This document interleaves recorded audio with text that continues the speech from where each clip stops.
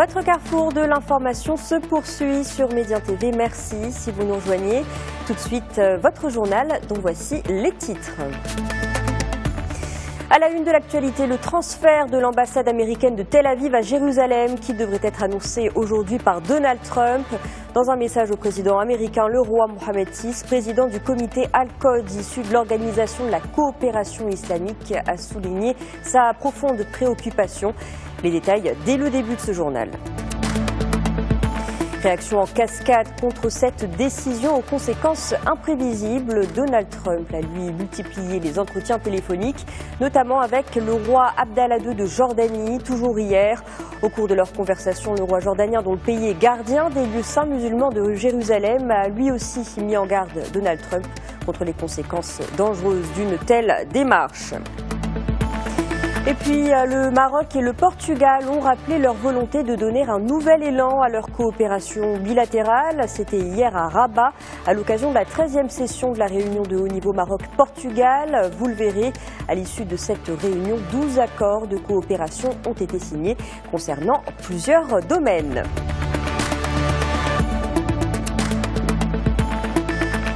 Le roi Mohammed VI a donc exprimé sa profonde préoccupation à propos du transfert de l'ambassade américaine de Tel Aviv à Jérusalem. Dans un message au président américain, hier, le souverain président du comité Al-Quds a fait part, je cite, de la grande inquiétude des États-Unis et peuples arabes et musulmans. Selon le roi Mohammed VI, cette décision pourrait avoir un impact négatif sur le règlement du conflit israélo-palestinien. Tous les détails avec Khadija Ersan. Les États-Unis vont-ils transférer leur ambassade à la ville occupée de Jérusalem et ainsi reconnaître Al-Quds comme capitale d'Israël? Sur la base d'informations faisant état de l'intention de concrétiser ce projet, Sa Majesté le roi Mohammed VI, président du comité Al-Quds, a adressé un message au président américain Donald Trump. Le souverain y a exprimé sa profonde préoccupation personnelle ainsi que la grande inquiétude ressentie par les États et peuples arabes et musulmans. Dans la même correspondance, le souverain a également exprimé sa réprobation vigoureuse de toute action de nature à compromettre le caractère multiconfessionnel de la ville sainte d'Al-Quds ou encore à altérer son statut juridique et politique. Toujours dans ce message adressé au chef d'État américain, Sa Majesté le roi Mohammed VI n'a pas manqué de rappeler l'identité historiquement unique d'Al-Quds et sa symbolique politique de poids d'un côté et de l'autre des efforts engagés par le président Trump depuis son investiture en faveur de la relance du processus de paix entre les parties palestiniennes et israéliennes. Et au souverain de mettre l'accent sur le rôle de parrain joué par les États-Unis dans ce processus de paix. Rappelons que Sa Majesté le roi Mohammed VI s'est exprimé en tant que président du comité Al-Quds qui émane de l'Organisation de la coopération islamique, l'OCI, organisation qui comprend 57 pays, soit plus d'1 milliard de citoyens.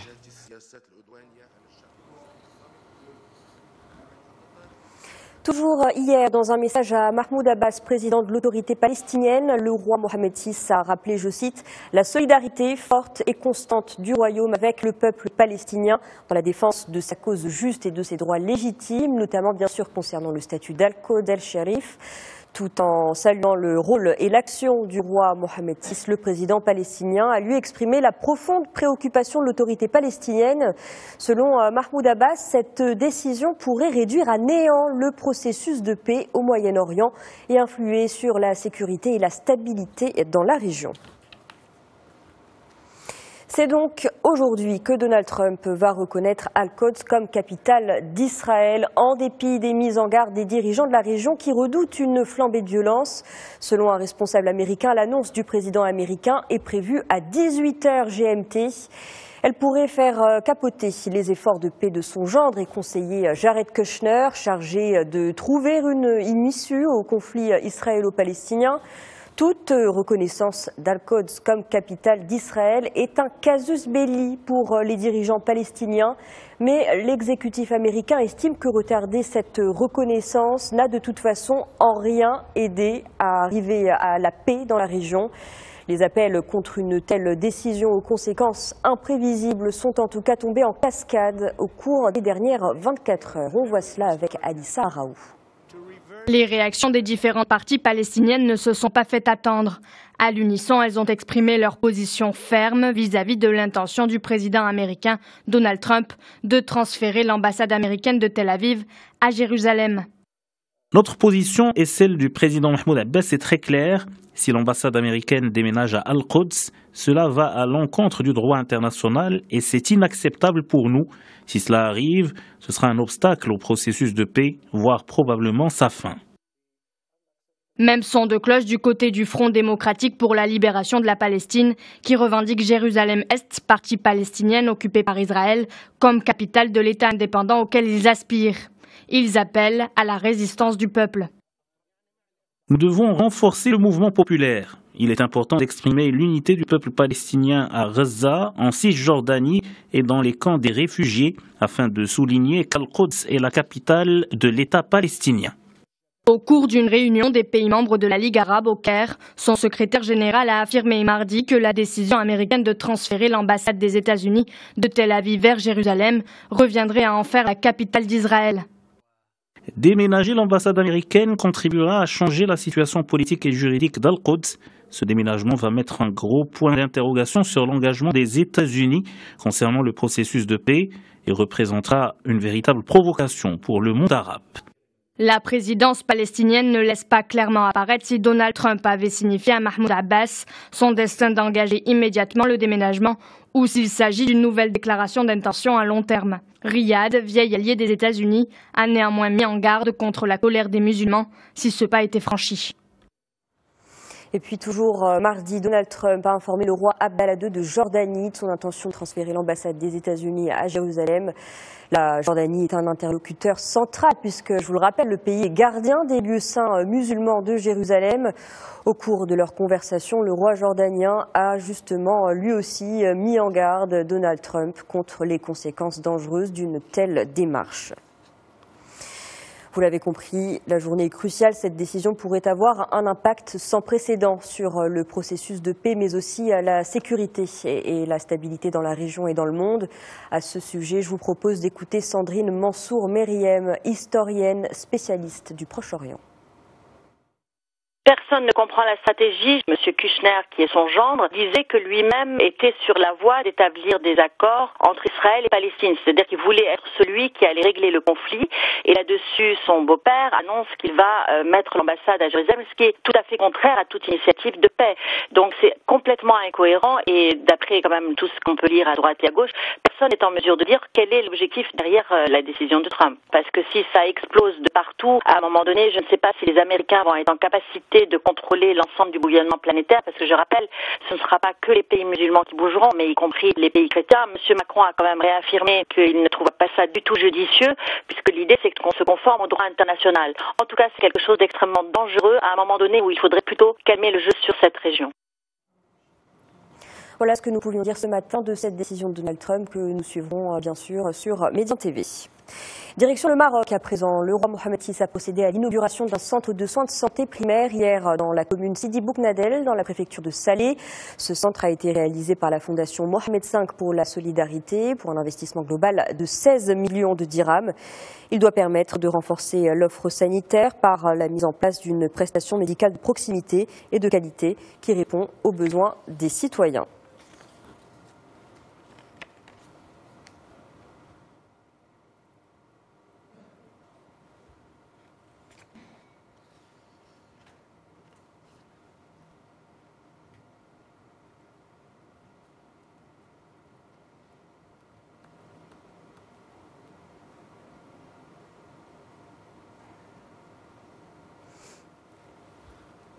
Suite à la vague de froid qui touche certaines régions du royaume, le ministère de l'Intérieur a donné ses instructions aux walis et gouverneurs. Il s'agit d'activer des centres de commandement provinciaux et de mobiliser les moyens nécessaires afin de venir en aide aux populations.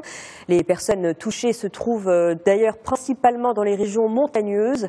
Dans ce cadre, un PC central interministériel de suivi a été activé au niveau du ministère de l'Intérieur. Il doit permettre d'assurer le suivi des plans opérationnels élaborés par les provinces concernées et de coordonner les interventions au niveau national.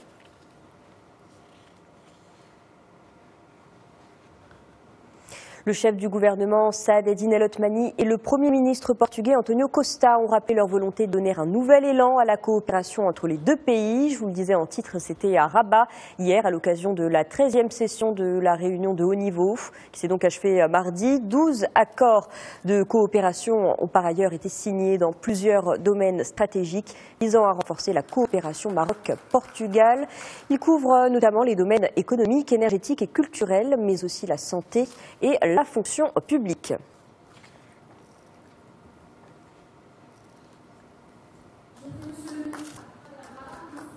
Une page de justice à présent avec le nouveau renvoi du procès des mises en cause dans les événements survenus dans la ville d'Al Hoceima.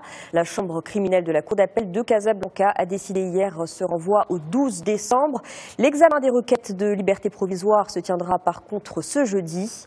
Dans une déclaration à la presse, le procureur général du roi près cette cour a indiqué que l'audience s'est déroulée dans des conditions normales en présence de tous les accusés, aussi bien en détention qu'en liberté conditionnelle.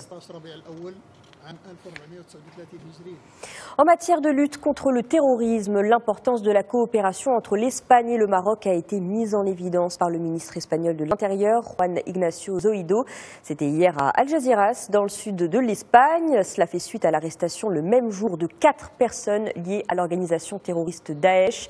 Le Bureau central d'investigation judiciaire a en effet procédé mardi à l'arrestation d'un élément partisan de Daesh dans la ville de Tanger. Les services de sécurité espagnols ont eux interpellé 3 autres personnes en relation avec le mis en cause.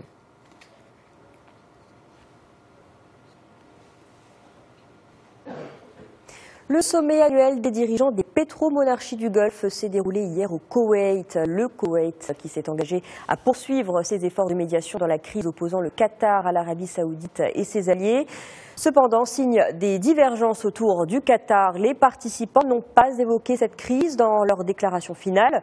Ce sommet du Conseil de coopération du Golfe était le premier depuis la grave crise ayant vu l'Arabie saoudite et 3 de ses alliés rompre en juin leurs relations diplomatiques avec Doha, menaçant l'existence même de cette alliance.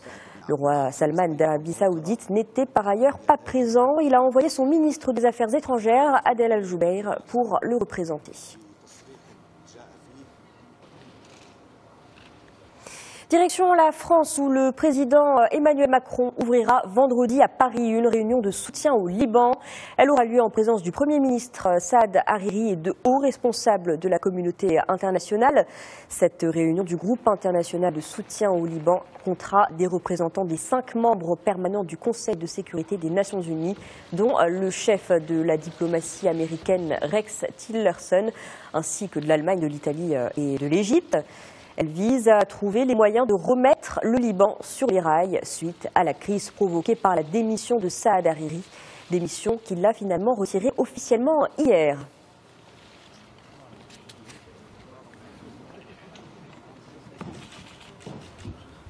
Et on termine ce journal toujours en France avec la nouvelle du décès de Johnny Hallyday, surnommé l'idole des jeunes. La plus grande rockstar que la France ait jamais connue est mort cette nuit à l'âge de 74 ans. Il est décédé des suites d'un cancer du poumon. C'est son épouse Laetitia qui l'a annoncé. Johnny Hallyday était l'icône du rock à la française, avec le pénitencier, Noir c'est noir ou encore Allumer le feu. Ces tubes ont accompagné toutes les époques pendant plus d'un demi-siècle.